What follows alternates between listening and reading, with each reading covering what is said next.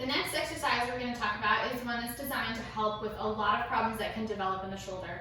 So in the shoulder, you can get a lot of pain and dysfunction because of tightness. So no joint likes to be tight, and our shoulder is one of the same. So a lot of times the tightness can develop actually in the back side of that shoulder, what we call the posterior capsule. So around that entire shoulder joint is a very fibrous capsule that keeps everything together and keeps it very safe.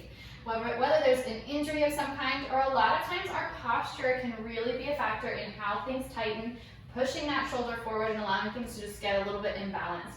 So this exercise is called the sleeper stretch, and it's designed to stretch out the back side of that shoulder to really allow us to have that freedom of movement and allow all the structures in there to be safe and healthy.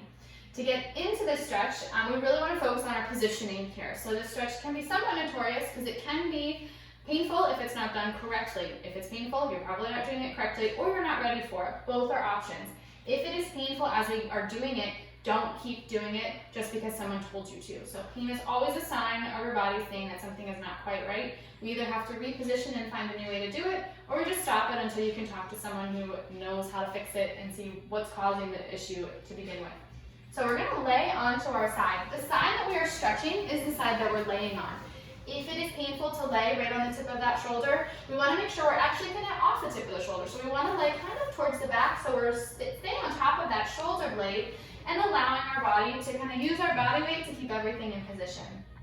Once we're on our side, we want to make sure that our shoulder is not creeping up towards our ear. So a lot of times we get really tight, we're really good at keeping our stress in our shoulders.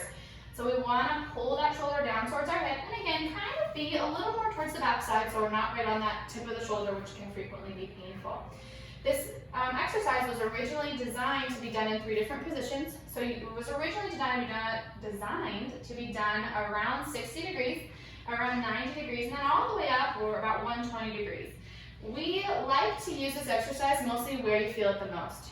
So it's not often done in a specific range of motion when we do it for treatment, but we're just going to find a place where you're able to feel that stretch appropriately right in the back side of that shoulder and it's not painful. If you are feeling it in the front of the shoulder as we go through, it's often pinching there, we're not quite in the right position and we want to stop. Same thing, the tip of the shoulder, we don't want it on the tip of the shoulder as well. We really want to feel that stretch isolated right along the back side of that shoulder as we go forward. So once we're in position here, we find a spot of that elbow where it feels most comfortable. And this might take a couple of tries until we find that spot where we're actually able to feel it best. So don't give up right away, but don't push into pain either. So really get curious about what's going on in your body and see if we can find that position. Once we're here, we're going to use that opposite hand to grab on above the wrist. Be sure not to grab onto your hand, because when you go to push down, you can feel like you're getting a lot of motion. Most of it's coming from the wrist. So we'll go right above that wrist here. And then we're going to try and pull down and in a little bit, kind of towards your belly. If we come straight down this way, a lot of times our elbow's just moving, we're not actually getting a pull there. So we're just pulling down and in. Another common mistake I see with this one is that people actually allow the elbow to come down so that arm moves as we go. Well, the goal is with this exercise is to really work on that rotation through that shoulder joint to really stretch out, again, the back side of that shoulder is where we should be feeling it. If you're not feeling it there, try moving it down a little bit and see if maybe it's tight there. Move it up a little bit higher and see maybe is it tight there.